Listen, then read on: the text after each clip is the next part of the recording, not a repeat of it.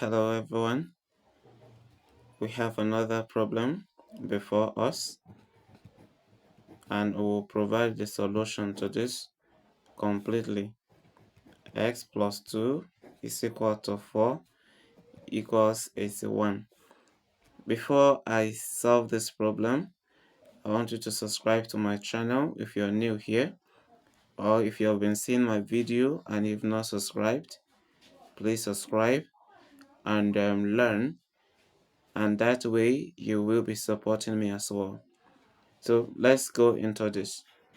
Looking at the left hand side, we have power of 4, and at the right hand side we can express this in this form, meaning that we can write this in index form that will have power of 4.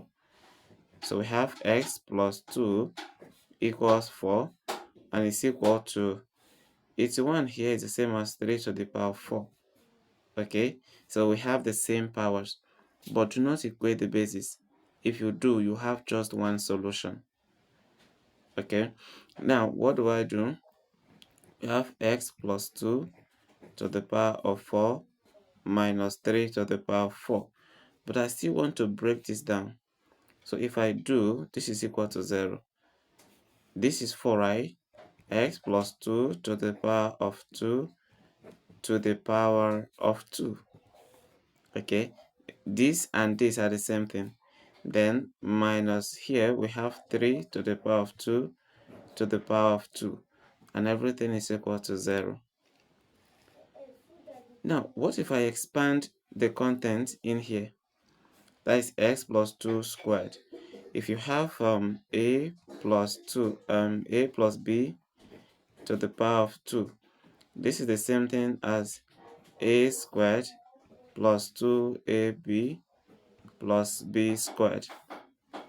This means that the content here will be x squared plus 2ab, that will be 2 times x times 2, that will be 4x.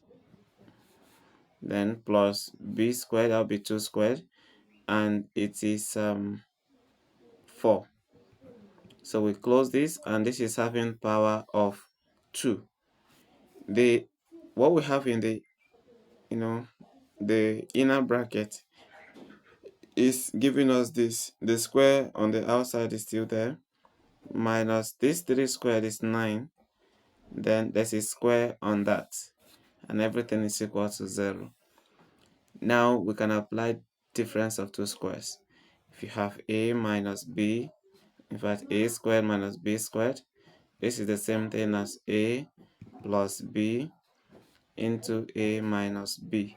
So I will apply the same thing to these two. Our a now will be the whole of this, that is x squared plus 4x plus 4. That's our a. Then we have plus b. B is 9, so I write 9 here. This will be in the first bracket. In the second bracket, a minus b, and that will be x squared plus 4x plus 4, but this time around it will be minus 9 because the first is plus 9. So we will close this bracket and then equate to 0, right? So we have x squared plus 4x plus 13 in the first bracket. In the second, x squared plus 4x minus 5, and everything is equal to 0. So we'll pick one of these factors and equate them to 0, one after the other. So we have x squared plus 4x plus 13 equals 0. This is a quadratic equation. Let's use the formula for this. So x is equal to minus b plus or minus square root of b squared minus 4ac all over 2 times a. Our a is 1, our b is 4, and our c is 13. So that means x will be equal to minus 4 because b is 4, then plus or minus b squared, that will be 13. Okay, that will be 4 squared because b is 4. 4 squared minus 4 times a is 1 and c is 13.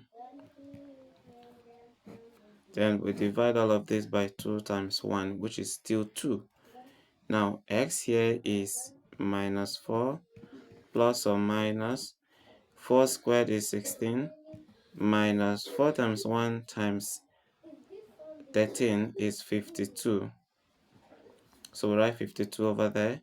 Then we divide by 2 because 2 times 1 is 2. If we continue, then our x will be minus 4 plus or minus. If we subtract this, we have square root of negative 36 and it's divided by 2. Mind you, this will give us a complex solution. X will be minus 4 plus or minus. Here now, square root of negative 36 is 6i. Okay, 6i because of the negative. The negative there will give us this imaginary. Then we have everything divided by 2. So 2 can go into the numerators. It will go there, it will go here. So we have x to be equal to minus 2 plus or minus, we have 3i. And this equally means that x is equal to minus 2 plus 3i or minus 2 minus 3i. So we have two solutions from here. Now let's go ahead to get the other two solutions, and that will come from the other factor which we left out, which is x squared plus 4x minus 5, and we equate to 0. So we equate this to 0 and we deal with it. Now our x is still equal to minus b plus or minus, we have b squared minus 4ac. Everything is over 2a. Now x is equal to minus b. Okay, let's substitute directly so that no need for this again, right? Our b is 4, so that means we have minus 4 here. Then plus or minus b squared. What is our b squared? That will still be 4 squared. Minus 4 times a is 1, the coefficient of x squared. Then c is minus 5. Then we divide all of this by 2 times 1. So x now is equal to minus 4 plus or minus, we have 16 minus 20 is plus 20, because minus 4 times 1 times minus 5 will give us plus 20. Then we divide by 2, so that our x will now be minus 4 plus or minus, if you add this we get 36, and this is divided by 2. Now our x is equal to minus 4 plus or minus, we have 6. Then we divide by 2. So x will now be, 2 will go there, we have minus 2 plus or minus, the same 2 will go here and we have 3. This means that x is equal to minus 2 plus 3 or minus 2 minus 3. So that x is equal to 1 or minus 5. So from here now we have another solutions, two other solutions, and these are the real solutions to this particular equation. X plus 2 to the power of 4 equals 81. These are the two real solutions. If you want to verify with 1, it's going to be 1 plus 2 to the power of 4, and that is 3 to the power of 4, and it's equal to 81. That is okay. Then if you want to verify with minus 5, then we have minus 5 plus 2 to the power of 4, and that will be minus 5 plus 2 is minus 3 in brackets to the power of 4.